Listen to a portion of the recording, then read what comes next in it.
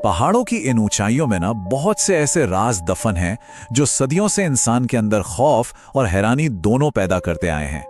आज हम बिल्कुल ऐसे ही एक रोंगटे खड़े कर देने वाले हिमालय, ये सिर्फ किसी आम यात्रा की कहानी नहीं है, बिल्कुल नहीं।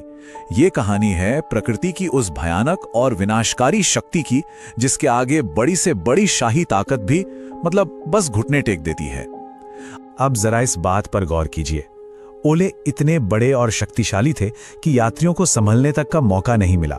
आसमान से बर्फ के ऐसे गोलों का गिरना जो किसी को खुद को बचाने तक का वक्त ना दें, इसका खौफ बस महसूस किया जा सकता है। ये कोई छोटा मोटा मौसम का बदलाव नहीं था, ये तबाही का एक ऐसा मंजर था जिसने पूरे के पूरे दल का नामो निशान ही मिटा दिया। ये इस किंवदंती का सबसे चरम बिंदु है। लेकिन एक बड़ा सवाल उठता है कि इतनी भारी संख्या में लोग इस जानलेवा स्थिति में फंसे कैसे?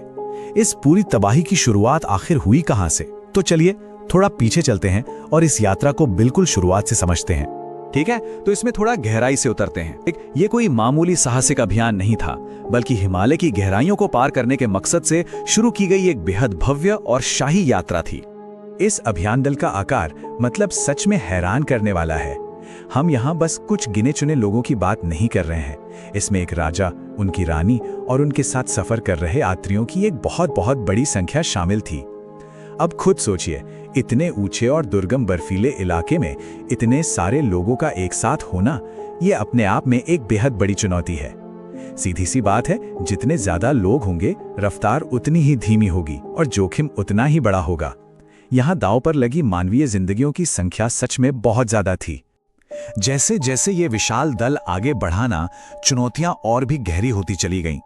आगे का जो रास्ता था वो पूरी तरह से अलग और सच कहें तो बेहद क्रूर था, जहां इंसान का टिक पाना लगभग नामुमकिन सा हो जाता है।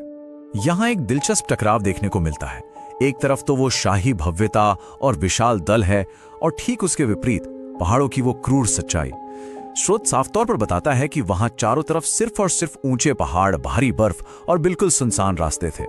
एक बात तो तय है, पहाड़ किसी राजा या आम इंसान के बीच कोई भेदभाव नहीं करते। ये जो भयानक अकेलेपन का एहसास है ना, ये बताता है कि वो लोग किसी भी तरह की बाहरी मदद से मीलों दूर थे और पूरी तरह बस प्रकृति के रहमो करम पर थे। अगर इस पूरे सफर के क्रम को समझें तो चीजें और साफ हो जाती हैं। देखिए, बेस से प्रस्थान करने के बाद जैसे जैसे इस दल ने ऊंचाई की ओर कदम बढ़ाए, वैसे वैसे सुरक्षा का दायरा छोटा होता गया। मौसम वहां कोई रुकी हुई चीज तो थी नहीं।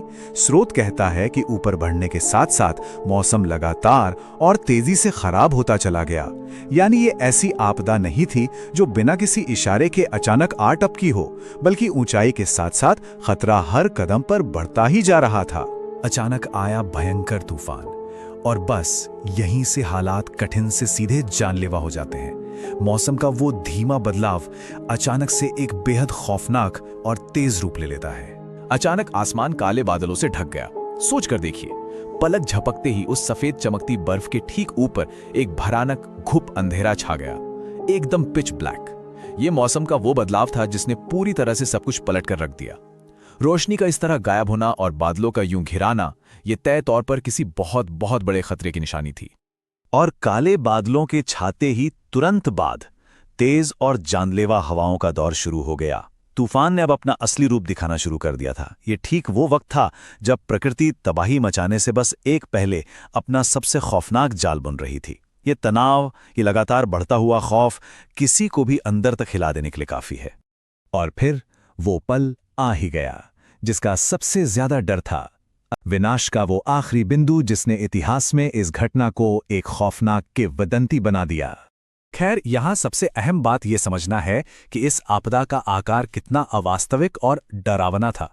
स्रोत साफ शब्दों में बताता है कि किंवदंती के अनुसार आसमान से गिरने वाले ओले इतने बड़े और शक्तिशाली थे, ये कोई आम बर्फ के टुकड़े नहीं थे। ये इतने बड़े थे कि उनका प्रहार सहना लगभग नामुमकिन था। ये सिर्फ एक खराब मौसम का दौर नहीं था, बल्कि ऐसा लग रहा था जैसे आसमान से सीधे बर्फ की बमबारी हो रही हो, जिसने उस पूरे दल को बुरी तरह कुचल कर रख दिया। ये प्राकृतिक प्रहार की बिल्कुल चरम सीमा थी। इस पूरी घटना का अंत वाकई दिल दहला देने वाला है। यात्रियों को ना तो भागने का, ना छिपने का और ना ही खुद को बचाने का एक भी मौका मिला।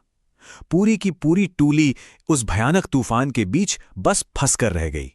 ये दिखाता है कि जब प्रकृति अपना रौद्र रूप लेती है ना, तो किसी के पास प्रतिक्रिया करने तक का वक्त नहीं बचता। बस एक पल और एक बेहद भव्य शाही यात्रा एक भयानक त्रासदी में बदल गई। तो अंत में एक सवाल पीछे छूट जाता है। मानव महत्वाकांक्षा पर प्रकृति की विस्मयकारी और अजेय शक्ति के बारे में ये रोंगटे खड़े कर देने वाली किंवदंती आखिर हमें क्या दर्शाती है? ये कहानी एक कड़ी याद दिलाती है कि इस धरती पर सबसे बड़ी ताकत हमेशा और हमेशा प्रकृति की ही रहेगी।